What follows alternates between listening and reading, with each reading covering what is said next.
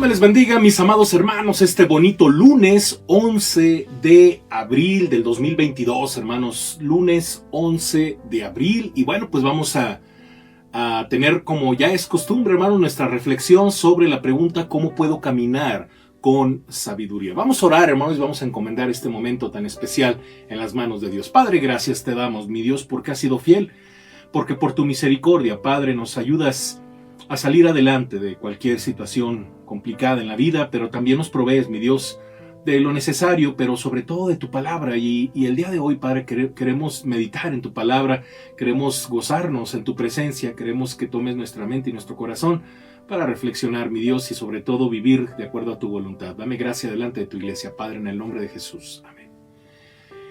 Amén, mis amados hermanos. La pregunta, como usted ya sabe, ¿cómo puedo caminar con sabiduría? Y la siguiente respuesta es cuando ponemos en práctica los elementos de la sabiduría.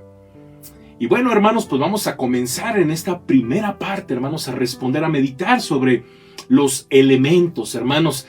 Y vamos a partir con un texto que va a ser como quien dice el texto de esta respuesta. Proverbios 2 del versículo 4 dice: si como a la plata la buscares y la escudriñares como a tesoros. ¿Qué se está refiriendo? A la sabiduría. Hermanos, no cabe duda de que el viaje de la vida exige ciertos elementos esenciales. Y si queremos caminar en sabiduría, hay una serie de cosas que debemos hacer.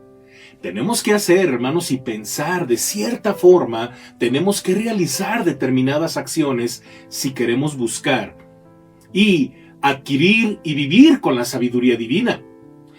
Veamos cuál es el primer elemento, hermanos. Elemento número 1.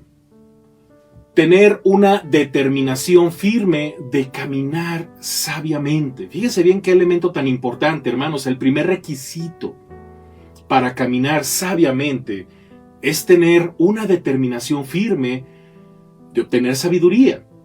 El simple hecho, hermanos, de que una persona sea cristiana, fíjese bien, hermanos, no significa que automáticamente, sienta deseos de caminar con sabiduría.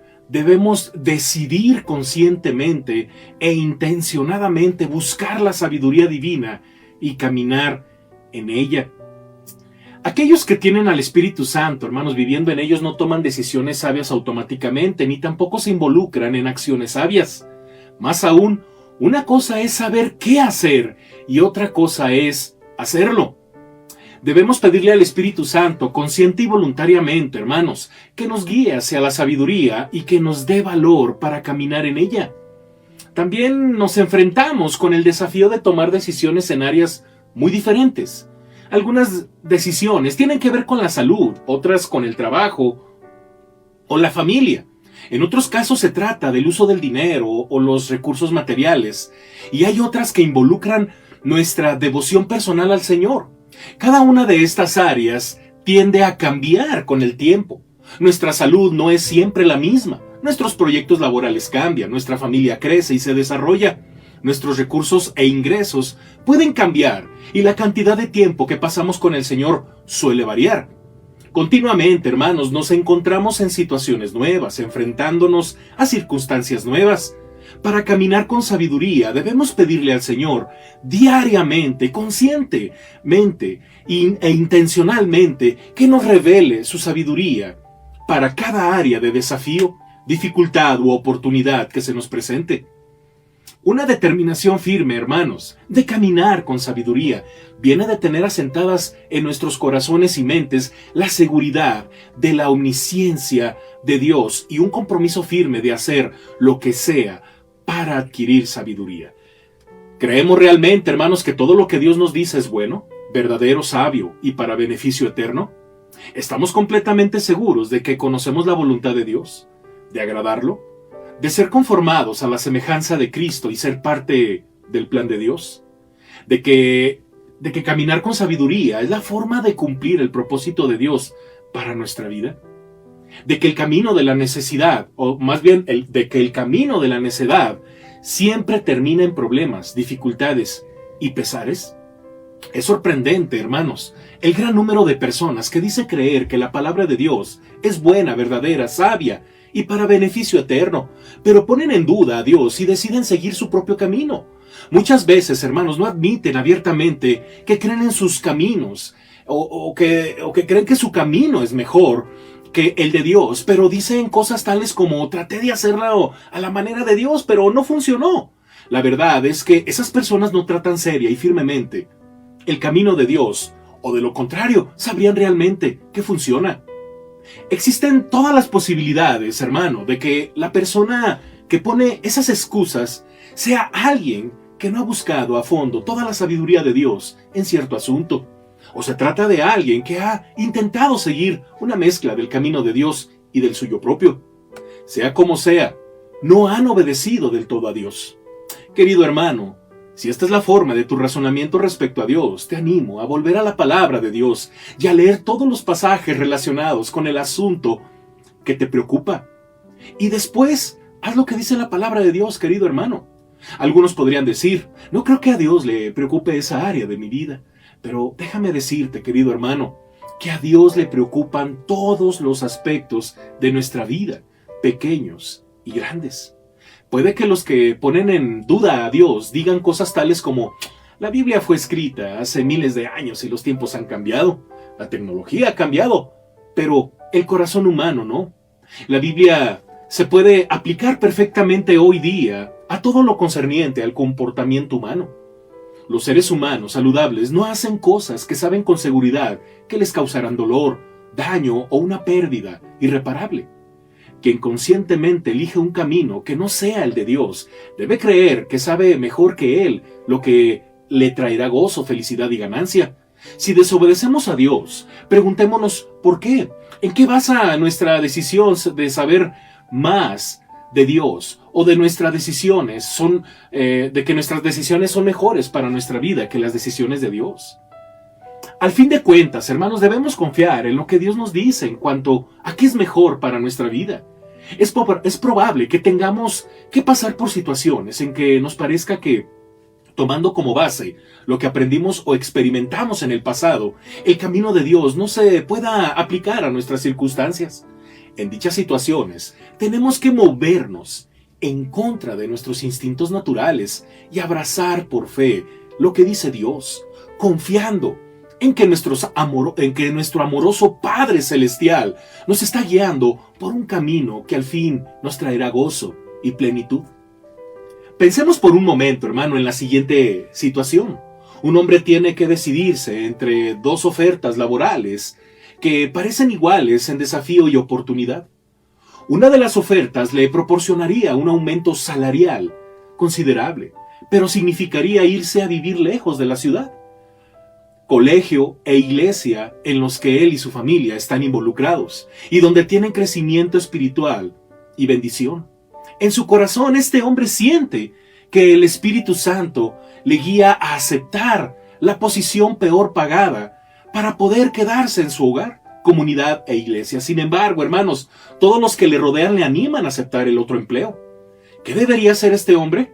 Sin ninguna duda, hermanos, pues obedecer el impulso del Espíritu Santo. Definitivamente, hermanos, animaríamos a ese hombre a confiar en que Dios le otorgará alguna ganancia adicional o un ascenso en la posición en la que él está.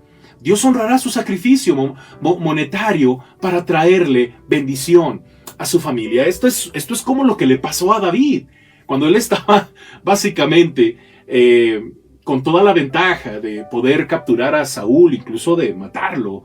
Los que estaban alrededor de él le animaban y le decían, Dios te lo puso, mira. Pero él estaba consciente de lo que realmente Dios le había dicho en su corazón. Y él dijo, Dios me libre de tocar al ungido de Dios. Hermanos, es importante dejarnos guiar por Dios más que por toda la presión externa. Necesitamos fe, hermanos, para cada decisión importante a la que nos enfrentamos. Nunca vamos a conocer el resultado completo de ninguna decisión importante antes de tomarla. A todos se nos pone en la posición de obedecer a Dios y confiar en Él con las consecuencias de nuestra obediencia. Algunos de los que ponen en duda a Dios podrían decir, el camino de Dios no siempre me parece lógico. Por supuesto, querido hermano, a nadie le parece siempre lógicos los caminos de Dios. A Gedeón no le pareció lógico reducir sus ejércitos de 1000 a 300. A Josué no le pareció una estrategia lógica enviar a los israelitas a marchar silenciosamente alrededor de los muros de Jericó. A David no le pareció lógico en absoluto tratar de vencer al campeón de los filisteos con una honda y un puñado de piedras. Puede que lo que Dios nos mande, hermano, hacer nos parezca sin sentido. Puede que seamos capaces de presentar todo tipo de excusas para no obedecerlo, pero al final solo hay una decisión sabia: obedecer a Dios. Hagamos un compromiso, hermanos, diligente de buscar la sabiduría divina. Una de las muchas advertencias que se nos hacen para adquirir sabiduría es que la busquemos. Esto exige, hermano, compromiso de nuestra parte, una diligencia firme y constante. La palabra de Dios dice: Hijo mío, si recibieres mis palabras y mis mandamientos guardares dentro de ti, haciendo estar atento tu oído a la sabiduría, si inclinares tu corazón a la prudencia, si clamares a la inteligencia, ya la prudencia adhieres tu voz. Si como a la plata la buscares y la escudriñares como a tesoros, entonces entenderás el temor de Jehová y hallarás el conocimiento de Dios, porque Jehová da la sabiduría y de su boca viene el conocimiento y la inteligencia. Y Él provee de sana sabiduría a los rectos. Es escudo a los que caminan rectamente.